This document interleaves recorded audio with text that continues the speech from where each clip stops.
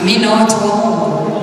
Mambo yanayoweza kuzuia neema ya Mungu isitende kazi kwa mwanamke. Mambo yanayoweza kuzuia neema ya Mungu isitende kazi kwa mwanamke. Jambo la kwanza kabisa ni dhambi. Jambo la kwanza kabisa linaloweza likazuia neema ya Mungu kwenye maisha yetu ni dhambi. Ingawaje neema inapokuja kwa mwanadamu inakuja bila kuangalia hali ya mtu, inakuja bila kuangalia udhaifu wa mtu, inakuja bila kuangalia dhambi anayoifanya huyo mtu. Neema inashuka kwa sababu ni upendeleo.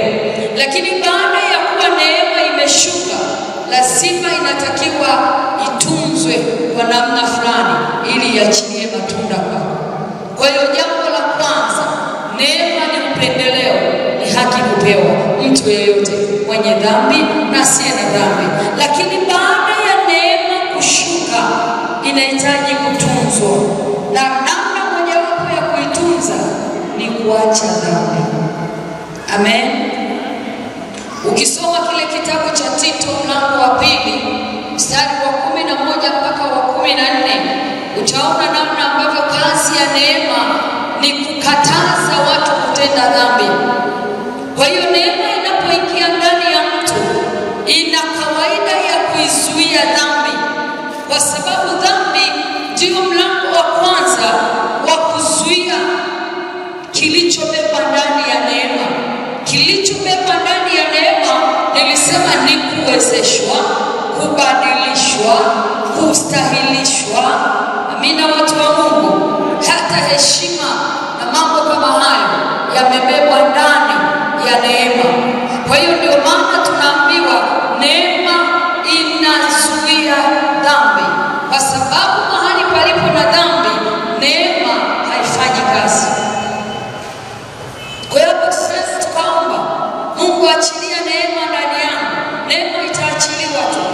Niachilie Baba neema ya kuniwezesha nisonge mbele, nitoke hatua hii niende hatua hii. Neema itaachiliwa kwa sababu ni zawadi. Zawadi ni upendeleo na itashuka. Lakini kumbuka nilisema neema ni nguvu ya Mungu inayomwezesha mtu kutenda jambo fulani. Sasa nguvu ya Mungu haichanganywi na dhambi hata siku moja. Haleluya. Aliyepata kwenye kitabu cha Tito mlango wa 2 atusomee. Tito mlango wa 2 mstari wa 11 mpaka wa 14. Maana neema ya Mungu iwaokoayo wanadamu wote imefunuliwa. Maana neema ya Mungu iwaokoayo wanadamu wote imefunuliwa. Kufunuliwa ni kitu cha kawaida tu. Neema imefunuliwa kwangu, neema imefunuliwa kwako. Nayo yatufundisha kukataa ubaya. Nayo yatufundisha kukataa ubaya. Unaweza kuondoa ile ukasema nayo yatufundisha kukataa dhambi. Kukataa ubaya na tamaa za kidunia. Kukataa ubaya na tamaa za kidunia. Tamaa za kidunia ni zipi? Ni yale mambo ya kishetani, ni yale mambo yasiyompendeza Mungu. Hayo ndio tamaa ya kidunia. Tupate kuishi kwa kiasi. Tupate kuishi kwa kiasi na utaua. Na katika ulimwengu huu wa sasa. Katika ulimwengu huu wa sasa. Endelea. Tukilitazamia tumaini lenye baraka. Tukilitazamia tumaini lenye baraka. Neema inatuzuia kutenda dhambi kwa sababu tunatumaini, tunategemea baraka kwenye maisha yetu, ili tusonge mbele, ili tustawi, ili tutoke kwenye hii hali tulionayo sasa twende hali nyingine. Tumaini letu ni kwa Bwana. Hebu rudia kwa mstari. Tukilitazamia tumaini lenye baraka. Wangapi wanategemea au wanatumainia tumaini lenye baraka? Wangapi wanatazamia mwaka huu? Unaona namna hiyo. Lakini hilo tumaini halitaweza kutimilika kwa mtu wa bure. Amen, watu wa Mungu, yani ni bure kabisa, lakini neema lazima itunzwe. Na mafunuo ya utukufu wa Kristo, mafunuo ya utukufu, mafunuo ya kimungu hautayapata nje ya kuwa mchafu, nje ya kuwa mtakatifu. Unapokuwa mtenda dhambi, mafunuo huwa hayaji kwako. Unaweza kusoma hata Biblia ukajikuta unasoma kama hadithi. Ni rahisi hata kusikia, ni rahisi hata kulala, ni rahisi hata kuchoka, maana huwezi kupata mafunuo nje ya neno na nje ya neema. Lakini ukiwa mtenda dhambi, mafunuo hayapo, yatakuja mafunuo ya kidunia. Sasa hivi kuna nini? Sasa hivi kuna kuvaa nguo ya kubana, yaani ile nguo ya ndani ndio ambayo nataka nivae leo nitokeleze. Ndio mafunuo utakayoyapata leo. Nataka nivae nguo kila mtu aone nilivyo, yaani anione nilivyoumbika.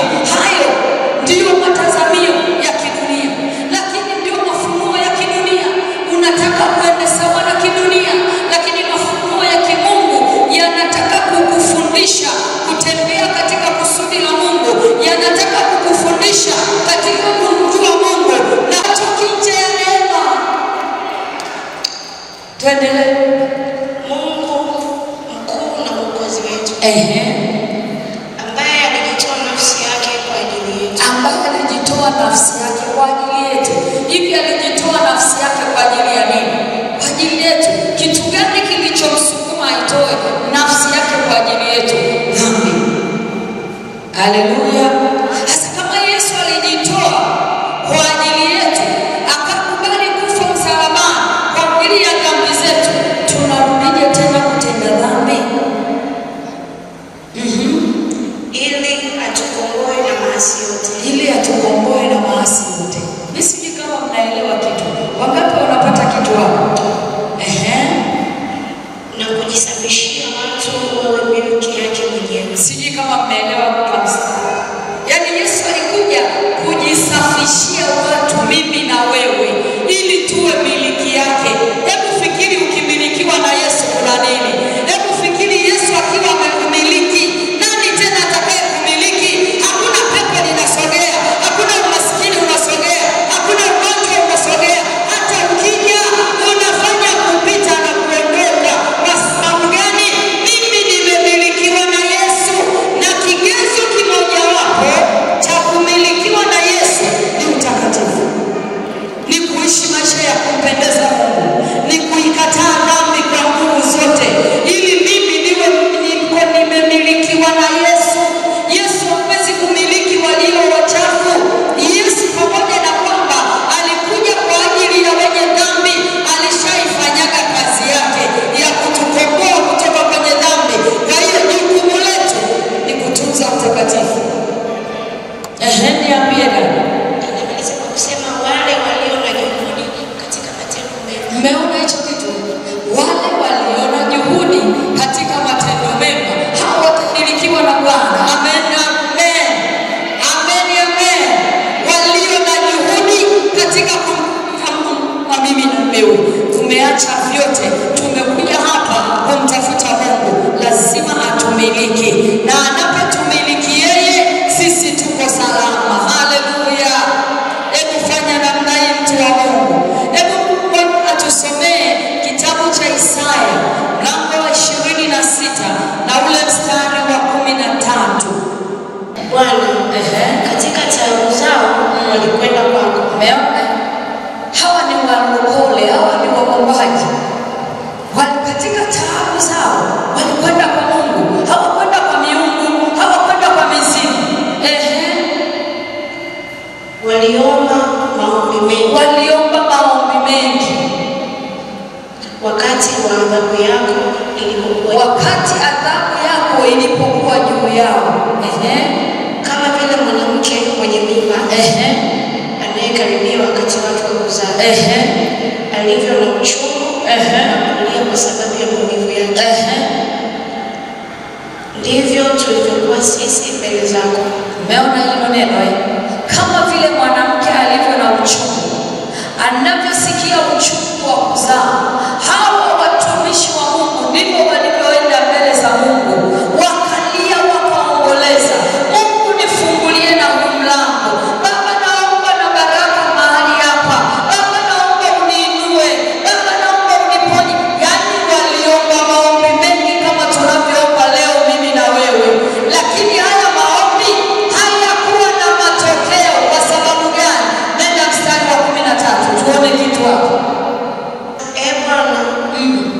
wetu.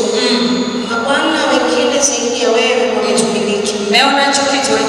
Hawa walikuwa wako kanisani wanaomba maombi mengi katika taabu zao zote.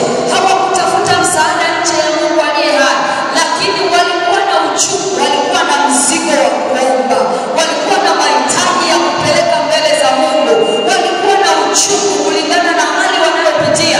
Wanatamani kuona majibu ya maombi yao, lakini kadiri walivyoomba hakuna kupatikana majibu. Kwa sababu gani? Mabwana wengine zaidi ya huyu Mungu tunayemwabudu leo walikuwa wamewamiliki. Haleluya! Kwa nini waliwamiliki? Kiendelea kule vizuri utapata tafsiri vizuri. Kwa nini walimilikiwa? Kwa sababu walimwacha Mungu wa kweli, wakaiheshimu miungu mingine. Kwa hiyo hata wale waliowaingiza kwenye ile mikataba walishakufa na kufariki, wala hawapo tena, lakini mateso yako kwao. Bwana Yesu asifiwe. Kwa hiyo ukitaka Yesu akumiliki, kaa kwenye utakatifu. Nimesema jambo la kwanza kabisa linaloweza kuzuia neema ya Mungu isitende kazi kwa mwanamke ni dhambi. Dhambi ni uasi, ni kwenda kinyume na sheria za Mungu. Ukisoma kitabu kile cha Yohana wa kwanza mlango wa 3 mstari wa 4 mpaka ule wa 10, Biblia inasema kila atendaye dhambi afanya uasi, kwa kuwa dhambi ni uasi. Nanyi mnajua ya kuwa yeye alidhihirishwa ili asiondoe dhambi, na dhambi haimo ndani yake. Kila akae ndani yake hatendi dhambi. Kila atendaye dhambi hakumwona yeye wala hakumtambua. Watoto wadogo, Mungu mtu na asiwadanganye. Atendaye haki na haki kama yeye alivyo na haki. Atendaye dhambi ni wa Ibilisi, kwa kuwa Ibilisi hutenda dhambi tangu mwanzo. Kwa kusudi hili mwana wa Mungu alidhihirishwa ili azivunje kazi za Ibilisi. Kila mtu aliyezaliwa na Mungu hatendi dhambi, kwa sababu uzao wake wakaa ndani yake, wala hawezi kutenda dhambi kwa sababu amezaliwa kutokana na Mungu. Katika hili watoto wa Mungu ni dhahiri na watoto wa Ibilisi nao. Mtu yeyote asiyetenda haki hatokani na Mungu, wala yeye asiyempenda ndugu yake. Mahali tunapokosea watu wa Mungu, si kwamba neema haipo. Neema ipo, lakini angalia maisha yetu. Sisi kama sisi tunalitukanisha jina la Bwana kwa kutenda dhambi. Yaani hatutofautishwi, mimi niliyeokoka, mimi ninayeenda kanisani, mimi ninayenena kwa lugha na asiyenena kwa lugha, yaani hatuna tofauti. Tofauti yetu utaikuta tunapokuwa ibadani. Nje ya ibadani tofauti haipo, lazima tutofautishwe kila mahali. Haleluya! Mwambie jirani yako, wewe ni mwanamke wa Kiebrania. Mwambie tena, wewe ni mwanamke wa Kiebrania. Lazima watu wakujue kila mahali.